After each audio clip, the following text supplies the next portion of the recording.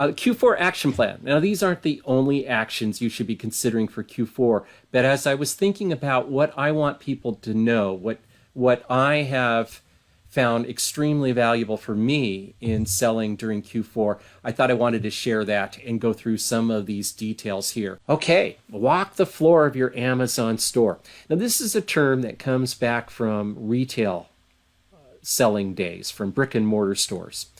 And the advice here is to walk around and make sure that everything looks like it's in place. Because you could be looking at a report in your back office or looking at a report if you have a brick and mortar store and not realizing that that stuff just isn't on the floor. And if you walk around and look at all your products, you get the customer's viewpoint of what's ready for sale. So this term, walk the floor of your Amazon store, it applies here to e-commerce as well. And you want to be looking at things like your inventory pages, including if you have stranded inventory. And this is the fixed stranded inventory page on Amazon. If you've got stranded inventory, it cannot be sold. So you want to be checking this out and looking at all your products and are they ready for sale? How many units do I have? Do I have enough units to take advantage of that? How about the pricing? Is the pricing about right? Now I want to give you some tips here about timing and pricing. These are the questions that you should be asking yourself. How many units do I have in stock for a product? Obviously, we can't absolutely predict how many are going to sell, but we do want to pay attention to that. And as we get later into the Q4 selling season, towards the second half of December, if we have too many units, we might be thinking, oh, I've got to sell this off. So how many units do I have in stock? You really want to watch your top sellers. What is the anticipated peak selling price? So when I source a product, and I hope you do this too, I hope that when you source it, you already know what you're going to sell it for. Now we always say, sell it at the current buy box price. But I'm looking at last year's selling history when that's available. I'm looking at last year's buy box price, and I'm also looking at competing products, and I'm gauging what should this product sell for. That's my anticipated peak selling price. So I really want to pay attention to last year's Black Friday season and all the way through December. And I'm trying to say, how many units do I have of this? If I only have a limited number of units, and I know that it sold for a high amount last year, I'm going to anticipate that I'm going to sell these at a higher price, and I'm going to keep my price up there if I have lots of units. Now, if I have fewer number of units, I'm going to keep my price high. If I have lots of units, then I'm probably going to go with a lower price. So you have to keep that in mind with your anticipated peak selling price. We know that most of the sales occur from the offer in the buy box. So you want to make sure, as much as possible, when it comes to that peak selling season, that peak selling time, that your offer is in the buy box. And you want to be watching what that price is. Is it going up? And therefore, do you want to keep your price up high? Is it descending, and do you need to lower your price? Or is it holding still, that buy box price? And is your offer in the buy box? And there's a great report in Amazon that sums this all up. It's a highly underutilized report, and I want to show you how to read it. A lot of people look at it and their eyes kind of cross over a little bit because it's all data. Let me make sense of it for you. So this is your Buy ASIN business report. And if you go to Amazon and click on reports, and there'll be a drop-down box that says business reports, select that. And on the left-hand side, you want to scroll down to Buy ASIN. Now, when you click on business reports, usually you get the sales chart that everybody shows, like the $74,000 that Martha has that we showed you last year. The sales charts for the Q4 that we showed you earlier on. Well, that's what happens when you click on business reports. You've got to scroll down to where it says Buy ASIN, detail page, sales and traffic. And then what you'll want to do on the right-hand side, I'll go to the next slide. On the right-hand side, you want to select columns such as these. What you need are the ASIN, that's that left-hand side there. You need the title. You probably want the SKU for your product. You're going to need sessions and the buy box percentage, units ordered, unit session percentage, order product sales, and total order items. See how they're all checked over here? You want to check all of those, and you'll get a chart that looks like this. Now let's make it a little bigger, a little easier to read. Here's these columns, and this is what they stand for. The sessions right there is the number of customers, potential customers that you have, shoppers that come and look at your product page. It's not total number of visits, it's actually shoppers that come to your product page.